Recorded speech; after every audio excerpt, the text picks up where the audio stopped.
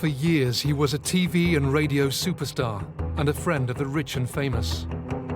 He was pretty much ingrained in the nation's consciousness. Nobody tells me to do anything, baby. Oh, right. I tell them what's happening. He had friends in the very highest echelons of society. But since his death in 2011, the sinister truth about Jimmy Savile has been revealed. He was just sadistic in what he wanted to do and what he wanted other people to do.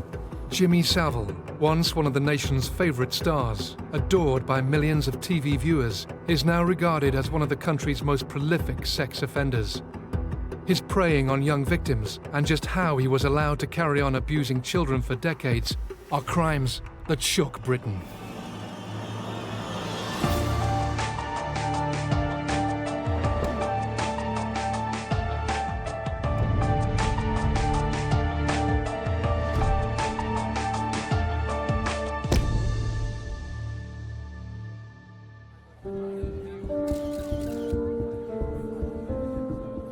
On the 9th of November 2011, a funeral cortege moved slowly through the city of Leeds. The streets lined by a respectful public. They weren't there to say goodbye to royalty or a head of state, however. They had come to pay their respects to a DJ, charity worker, and much-loved icon. He was absolutely worshipped by thousands and thousands of people. You couldn't move in Leeds when it was his funeral. The streets were packed solid, you know, traffic was stopped, everything stopped. At 2 this afternoon, Sir Jimmy Savile's gold coffin made its way down Cookridge Street in Leeds. I can't think of any media celebrity today who is more famous than he was then. Flags at half-mast outside Leeds General Infirmary, where he'd raised so much for charity. He was a demigod. Just days later, however, stories began to emerge that confounded the country. Rumours that had circulated for years were coming true. Jimmy Savile, once the nation's favourite entertainer, was in fact a rapist, a sadist and a paedophile.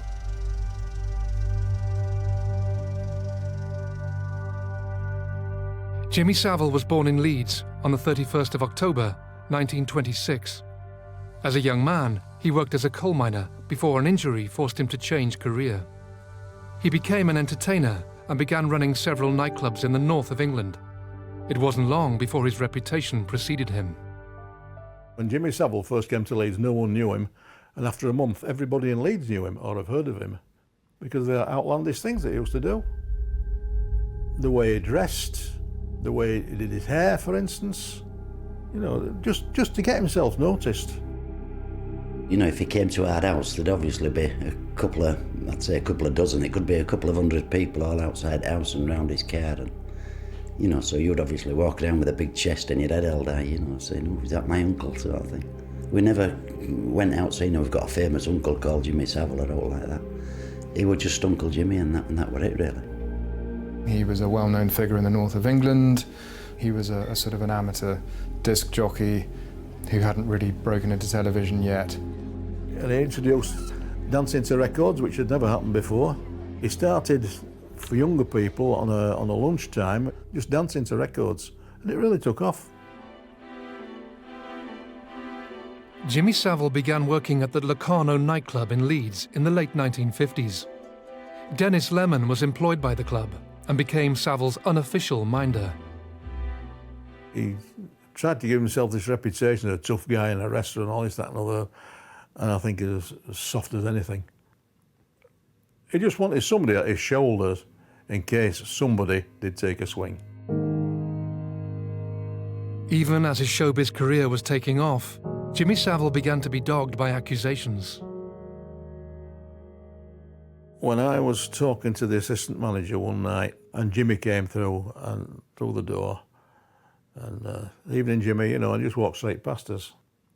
And I said, what's wrong with Jimmy? He said, he's a bad boy. He said, oh, he's got a lot on his mind. I said, what's wrong with him now? He says, in court tomorrow. What for? He says, messing about with girls. And I thought, well, he may have taken one out and, as the phrase goes, tried it on and it didn't work and they've complained about him, you know. And That was that. Nothing else said. Until next time I was on duty, a couple of nights later, and I happened to say, how did Jimmy go on in court? So I said, it never got to court. It got thrown out. Case dropped. And I said, how did he manage that one then? He said, same as he did last time. He said he paid him off. Having narrowly escaped any charges by paying off his accuser's family, Savile apparently felt no need to curb his behaviour. What's amazing is how brazen he was, how public he was even then. I think he's just an individual who probably felt that he was fairly untouchable. I mean, you know, he was quite an imposing figure. In 1968, 15-year-old Guy Marsden, Savile's nephew, along with 3 friends, headed south from Leeds in search of adventure. The young teenagers found themselves at Euston Station in London, where they were approached by 2 men. I would have said about 30 years old, rock and roll, with leather jackets and long hair and that. And they were just saying, do you want to come to our place and that? You've got to try to remember that there were no such thing as perverts. There were, but you didn't hear of them. There wasn't even a name paedophile out then, I don't think. So we just thought, oh, they like us, you know. So anyway, we ended up going with these back to their flat. At the time, Guy and his friends were unaware of the motives of the 2 men. Only recently has he found out the truth. These people would pick people up from train stations, as in younger people. We'd then go to their houses, and then the ones higher up the chain would come to these houses to see who they'd picked up, to take them elsewhere to do whatever they were going to do with them. Only days later, Guy was stunned when Jimmy Savile himself visited the flat. His first thought was that his family had tracked him down and they had sent Savile to bring him back to Leeds. The truth would be far worse. And then my Uncle Jimmy came in, and he came in with his vicar and some kids. I thought that my Uncle Jimmy had caught me there because, I mean, I was proper scared, if you know what I mean, I was terrified, if you want. But now I'm 60, I think. He didn't catch me, I caught him. Only recently has Guy been made aware that Jimmy Savile, far from being a lone predator, seemingly played an active role in supplying children to a network of child abusers in London. Now I have no conception of paedophilia or child abuse at all, neither has any other 3. So to us, our thoughts were, it's a party. You know, the people who live there, the man and lady who live there, are going to have a party. And it ended up where we were like huddled together, 4 of us, and then these little kids would come over to us. As a naive 15-year-old, Guy was never completely aware of the role he played. But it appears he and his friends were unwitting accomplices in the group's depraved activities. You'd have been talking from 6-year-old up to, I'd have said 10 at most. So they were young children. And then every so often, one of them would go, 2 of them would go. Still never thought nothing whatsoever about it. These parties would last for days, with various men from all sections of society arriving and taking 1 or more young children into bedrooms and abusing them. I think most decent people find it incomprehensible that these sort of organisations, rings, whatever we want to call them, exist, but no less incomprehensible than why would anybody abuse a child. That the fact that people come together to do it seems in a way somewhat more scary, because very often we're talking about people from, well, certainly people from all walks of life, but including people from the upper echelons of society. To this day, Guy is still unclear as to exactly what role Savile played in the so-called parties. My Uncle Jimmy saw him. I mean, he didn't even speak to us and acknowledges it. And every now and again you might have got a nod. He just seemed to come in, flitter about, you know, whatever they were doing, bringing little ones in and stuff like that, and then he'd go. I've recently found out that I were going to get, well, the police and things have called it groomed, to do what the people down London were doing, i.e. getting the kids and probably grown, you know, older girls and older boys to go to these parties up here in Leeds and places like that. In 1969, after a year in the capital, Guy returned to Leeds. Even now, over 40 years later, having witnessed the sordid events in London, he considers that he had a lucky escape. When I think back, I cringe, because I think he could have ended up in bottom at Thames. They could have done out against you, saying you were a bit lonely or something. I think it's only because I was, you know, Jimmy Savile's nephew, my Uncle Jimmy's nephew, that note like that did happen. As the 1960s drew to a close, it would appear that Savile's appetite for abuse showed no signs of slowing down. As his showbiz career gained momentum, so did his ability to evade the attention of the authorities.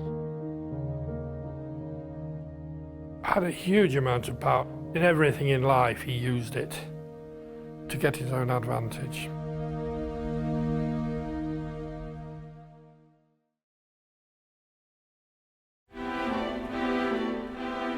Jimmy Savile, once a cherished national icon, is now vilified as an evil sexual predator who hid behind a smokescreen of celebrity in a career that lasted decades. After running several nightclubs across the country, Savile began working as a DJ, first at Radio Luxembourg and then, in 1968, joining the BBC. One of his early roles was presenter of a topical radio discussion programme called Speakeasy. He was the presenter. It was another one of Jimmy's PR operations. You know, Jimmy Savile is king, and he certainly was on that programme, as he was on everything he appeared on at the time. And within the BBC, the whole organisation was at his beck and call. Had a huge amount of power. He certainly knew it, and constantly worked on building it round him. In everything in life, he used it to get his own advantage. After the recording of one particular episode of Speakeasy, Dave was offered a lift home by Jimmy Savile. As they approached Leicester, Savile suggested they pull into a service area for a rest. So he suggested he was going to get his head down for an hour, and as it was early evening, I said fine, I'd go into the service area and have a meal. Did just that. Came back after about, three-quarters of an hour to an hour. Tapped on the window of the motorhome to let him know I was here, and lo and behold, two young girls, 14, 15-year-olds, clambered out of the back, looking all scruffy and flustered, followed by Jim. They were scrambling as if they were trying to get away from something. I knew my suspicion, but the fact is that they were running from something. So he didn't say anything. The girls went away. We got back in the motorhome. I said, who were they? Oh, fans, it often happens. But then, total silence. Never said a word. The more and more I thought about it, I thought, I need to tell somebody what my suspicions are. Dave raised the matter with a colleague, but was shocked by the response. He'd had a word with his line manager, who'd said, it's Jimmy Savile. We can't do anything or say anything about that. You know, we both need to keep our jobs. After that, I never watched him on television once. If he came on television, I switched it off. I never watched another Jimmy Savile programme after that. In 1975, Savile began presenting the show that would make him a household name, Jim'll Fix It. The programme was broadcast on Saturday evenings and ran for almost 2 decades. At its peak, the show attracted viewing figures of 15 million, with the production team opening almost 5,000 letters a day. I got letters just bombarding me. There were so many letters, and it was up to me to sift them and give them to Jim for his decision. But it was hard, but there was a lot of letters, and it just grew like Topsy, and that's how it all started. Despite his on-screen persona, Savile's attitude to children was apparently different when the cameras were turned off. He did not like children at all. He tolerated them, but that's about as far as it went for the value of the programme. I think all children should be eaten at birth. That's for sure. He had a set rules and he knew how far he could go. They might have sat on the arm of the chair, but that's as near as it got. What is apparent now, though, is that this seeming aversion to children was no more than a camouflage to ward off suspicion. A device Savile used throughout his life to stay ahead of the rumours that dogged him. Abusers often are the most credible and charming people that you could meet. They're often very hard-working. They often hold positions within authority, within society of some standing. The other common denominator, of course, is that they are highly dangerous to children and can be highly dangerous when cornered. And I think that, there was a man who clearly could be as charming could be, but also was both highly dangerous, extremely threatening and very intimidating when he needed to be. Well, there's only one thing I can do now, and that's if you cheat down there, Mr. Cameraman, I'll slap a bell of that. Oh, my goodness gracious.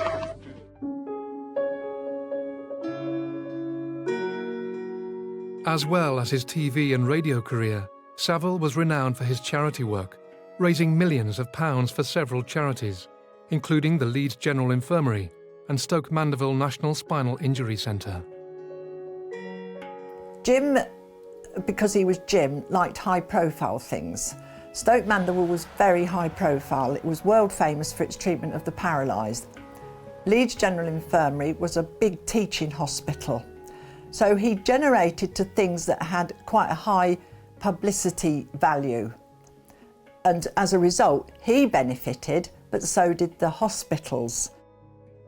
Jimmy Savile may have raised around 40 million in his lifetime for charity, but looking back, I think it's easy to now see that his charity work was a very convenient camouflage for his activities and helped him gain access to vulnerable, young people, in fact, in hospitals, in children's homes, in events linked to the BBC, and indeed, of course, his involvement with Broadmoor and the fact that he was actually given the keys to Broadmoor. Broadmoor, the high-security psychiatric hospital in Berkshire, is home to some of the UK's most notorious criminals. Past occupants include Peter Sutcliffe, Charles Bronson and Ronnie Cray. Savile had volunteered at Broadmoor for years, but in 1988 he was given a senior role along with a house on site and, incredibly, access to patients. The facts that he was given keys to a place such as Broadmoor, that he was allowed to walk the hospital wards where there were vulnerable children in Stoke Mandeville and other places, again, is incomprehensible. And yet nobody seems to be taking responsibility. Like many adults who abuse children, I think Savile preyed on the vulnerable and the weak. We still don't know the full sort of degree of what he did, but it seems to be the case that he may have even abused disabled children in hospitals. We now know there were people, in certain hospitals and at Broadmoor and elsewhere who were suspicious or indeed had heard whispers or even had complaints from some victims, but who I think felt that they would never be believed. If you're a friend of the Prime Minister, you're photographed with these people, you are, in the public eye. The idea that you might at the same time be abusing children is monstrous. Here we go with what's called a medical breakthrough. He had, if you like, all the establishment connections, even though he was eccentric, even though he dressed like a complete weirdo, that he was actually fated. As well as having almost unrestricted access to Broadmoor and its patients, Savile also managed to secure regular visits to Duncroft School in Surrey. a residential school that housed young girls who had been sent there by the courts. The girls at Duncroft were certainly, although intelligent, were vulnerable.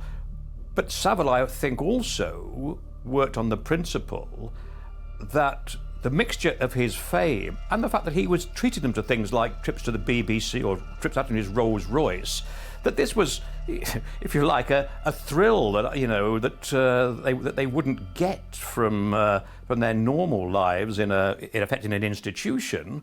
So I think he gambled on that would at the time would actually guarantee their silence. Anything that moved seemed to be a potential victim for Savile. But he clearly also was clever at targeting lots of very vulnerable victims as well. Girls in a school for troubled girls would have been, manna from heaven. In 1994, 2 women who had been pupils at Duncroft approached the Sunday Mirror newspaper, alleging that Savile had abused them as teenagers.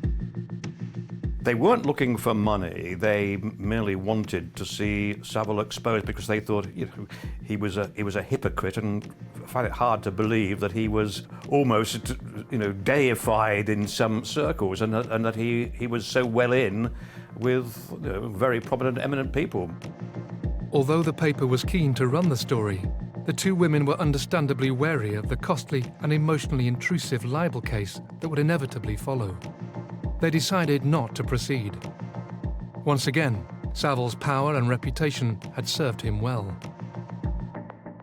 I had no doubt about the veracity of their stories, but they had lost their nerve. In one case, she still had the courage herself, but she didn't want the embarrassment of both her past life coming out or indeed of her being subjected to what would have been a merciless cross-examination by a QC for Savile. One had had to tell them that was what was going to happen. The second woman didn't want to be the lone witness, but also said, and I will never forget this because I think reflects a theme that we now know was common among Savile's victims. She said, "Who's going to believe me, an ex-approved school girl, against Jimmy Savile with all his fame, all his money, and being a house guest of Margaret Thatcher at number 10 and Chequers?" And with hindsight, one knew that she was probably right.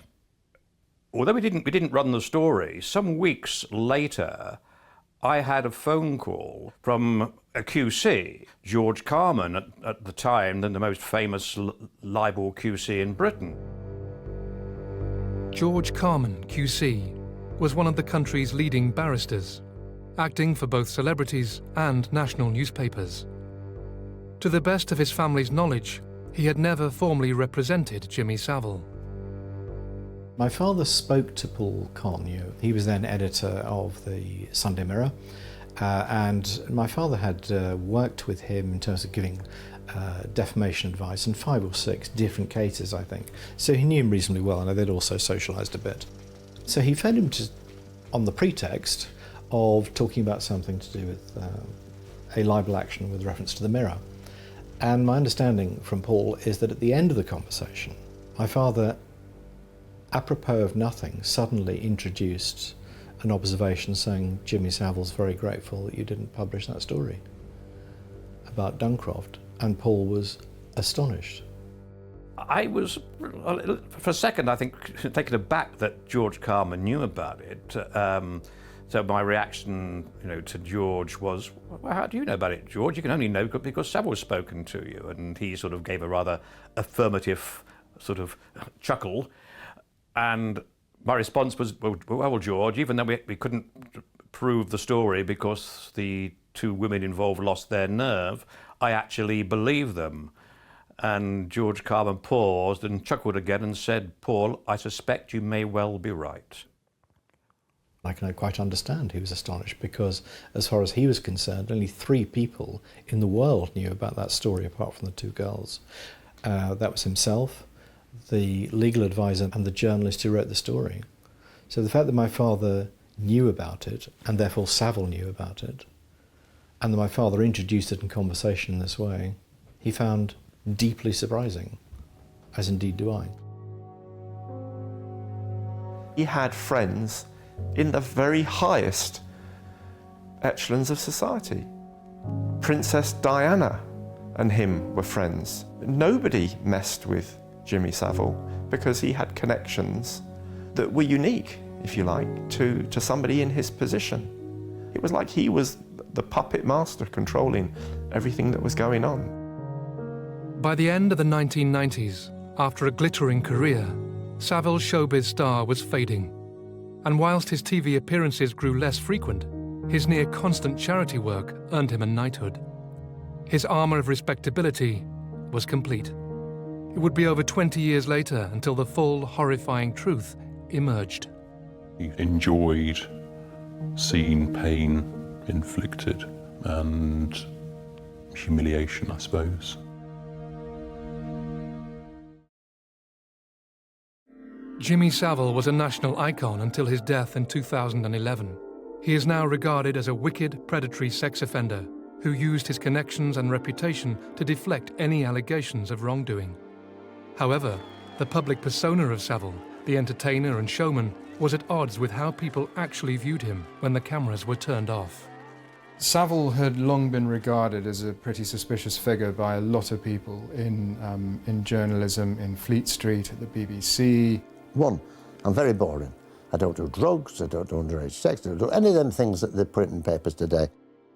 I think I've found Savile shifty, grubby, mock humility. He almost invited you to think of him as a slightly grubby, eccentric individual. I hope that cigar is not lit that you have in your hand. No, it's not lit. Jimmy Savile. Did No. the doctors not tell you to get off that? Nobody tells me to do anything, baby. Oh, right. I tell them what's happening. I feel that, yes, he hid his darkness in the light. You've been doing Jim Will Fix It for 20 years. Did anybody ever fix anything for you? Yes, because my case comes up next Thursday. Right, and I hope you get off it. No, it'll be a change if I get put away. He didn't have a personality. It was almost robotic, not in his movements, but in his actions. He never ever showed any emotion other than when it was that false smile that he had when he was buttering you up on screen or on air. Never showed any emotion of any kind whatsoever. A lot of people didn't like him. They didn't like him because of the way... A lot of people called him creepy, but he used to go round the wards saying things like, oh, you're beautiful, and give me your hand, and he'd take their hand and he'd kiss the back of their hand, and he wasn't terribly popular with the staff. Whilst people harboured suspicions about Savile, his status as a celebrity and fundraiser meant he was never called to account, allowing him to continue to prey on children, both as an individual and also as part of a group of child abusers. Stephen was only 7 when he began to be abused at home. My father started it, started being very violent. He used to drink quite heavily. And it started from there. I suppose over quite a short space of time it escalated quite quickly from just being hit to being kissed and touched, and I don't know how many months before others were involved. As the abuse got worse, Stephen was handed over to an organised paedophile ring. I just remember my father coming away really pleased that he liked me and they wanted me in the group. I had no idea what that meant at the time. And then it was only a few days, I suppose, after that, that I was taken to my first meeting. There was only a few of them there. And that was then set for years then. Stephen was abused by the group for the next 9 years. He would be collected from home at any time, day or night. And on occasions, he would even be picked up from school. He was taken to various locations, including houses and hotels, where he, and often other boys, would be subjected to the most appalling sexual abuse by one or more men.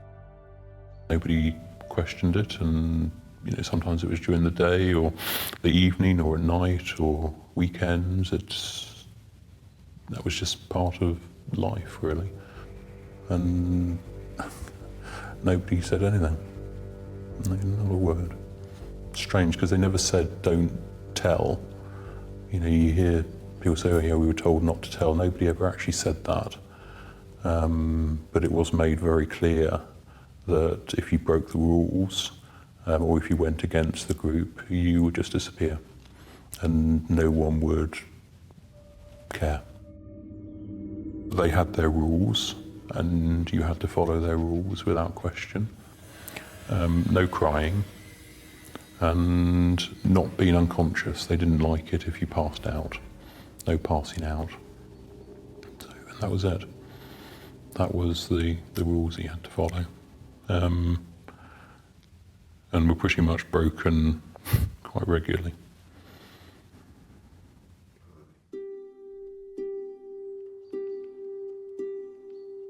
Occasionally, Stephen would be brought to the group to be told that guests would be joining them.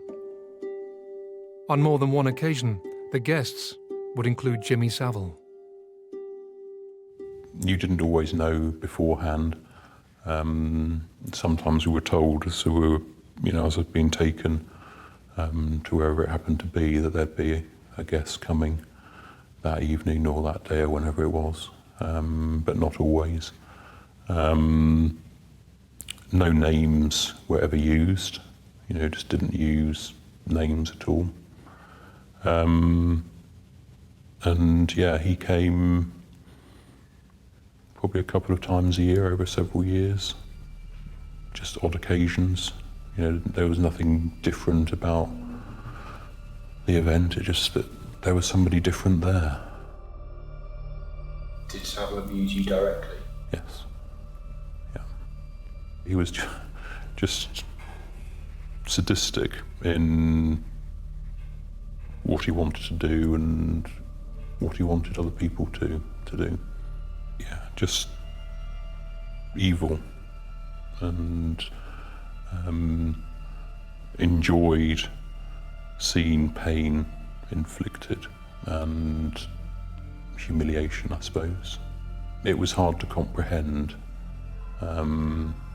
because you know who it is when you're sat watching TV and he's on the TV, and it's just really a strange feeling. I think all of us were just objects, and just the best way I can describe it is just sweets in a bag that you hand round and share. We meant nothing at all. Stephen's abuse at the hands of the group stopped when he was 16. Only recently has he been able to talk about his horrific ordeal.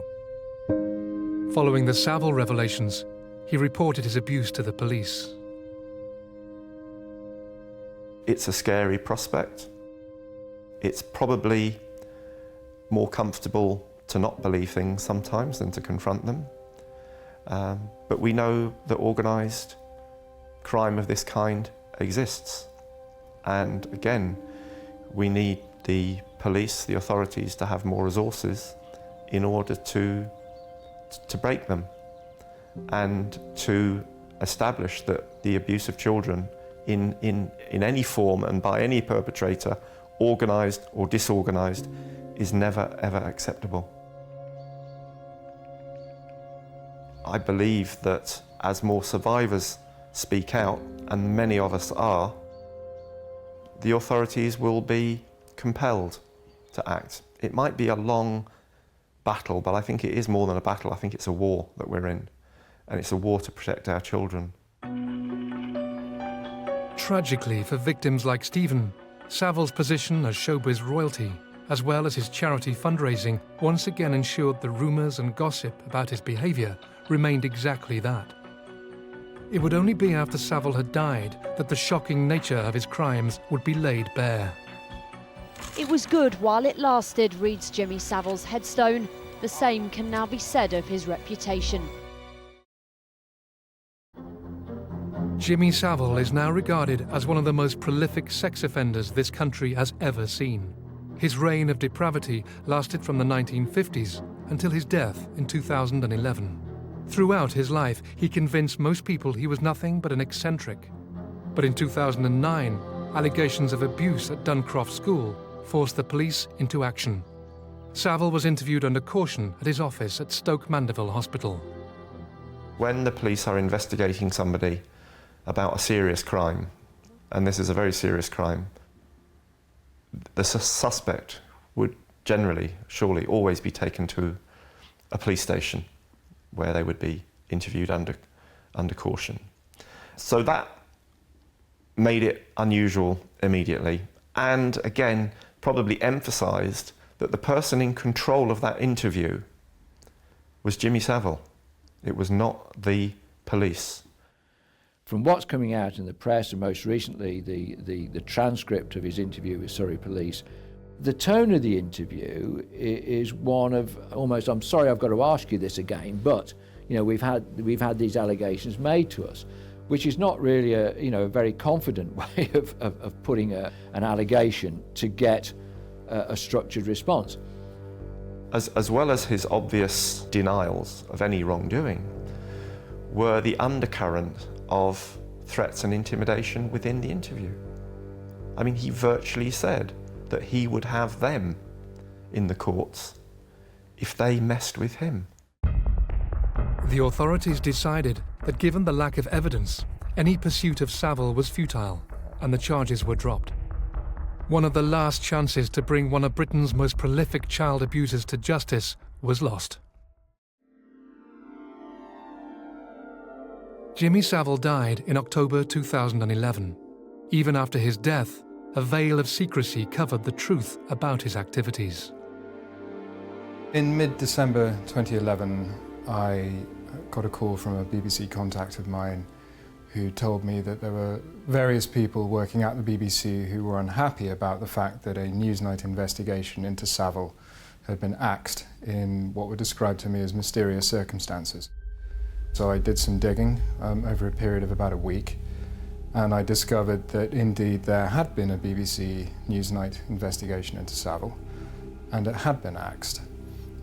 It was made clear to me that several witnesses, middle-aged women, had come forward, and some of them had spoken on the record about abuse that they had suffered at the hands of Savile on BBC premises.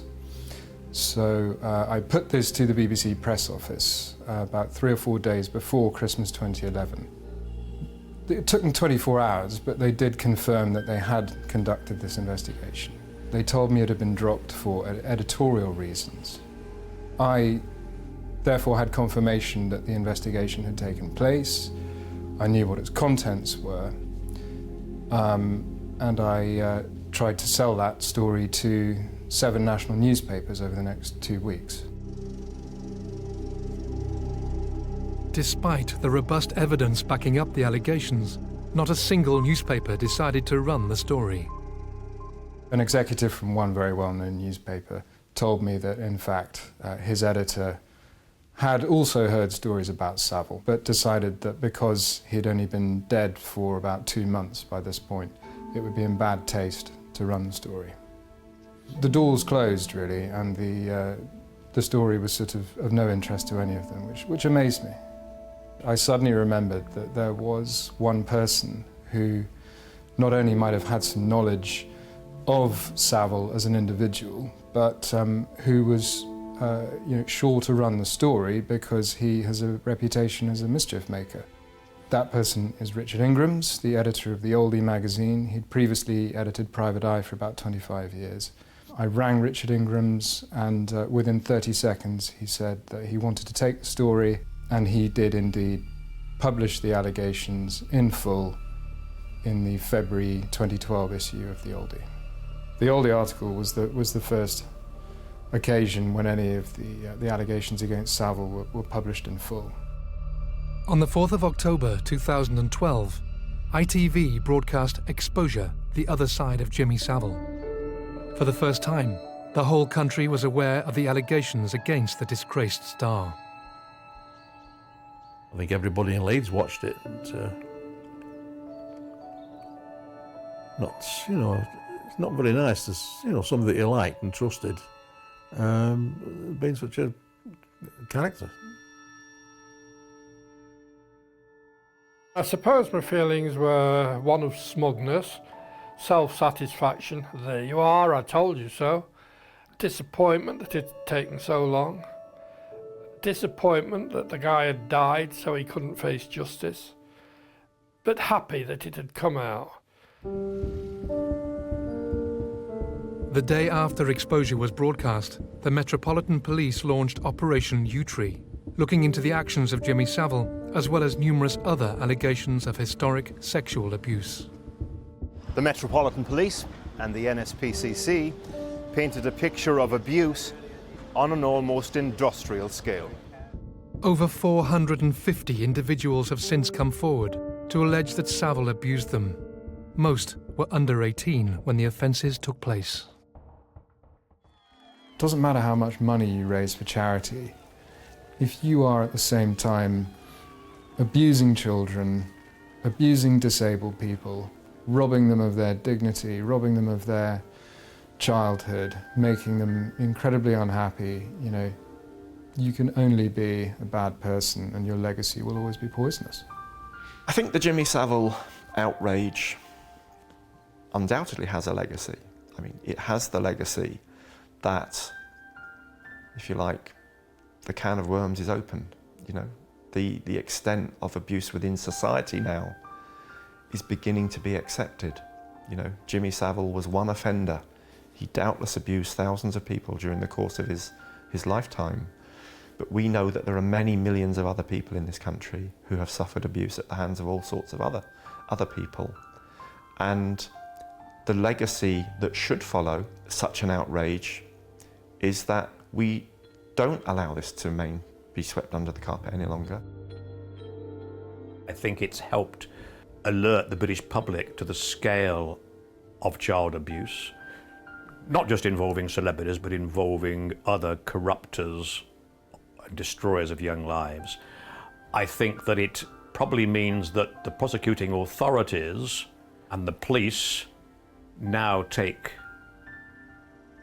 complaints or evidence of abuse far more seriously.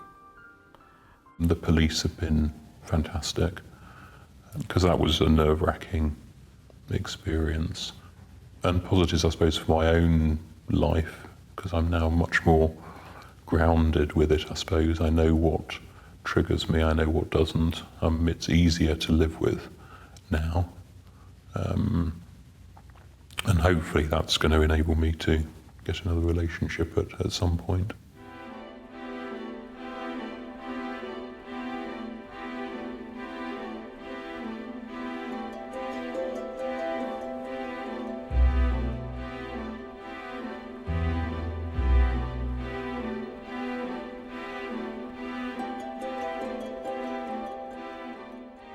I find it disturbing that political leaders who were, for example, so keen to call for the Leveson inquiry into misconduct in the press aren't doing the same for an overarching judicial inquiry into the much bigger and life-damaging consequences of multi-institutional failures and, over child abuse, going back, 30, 40, 50 years.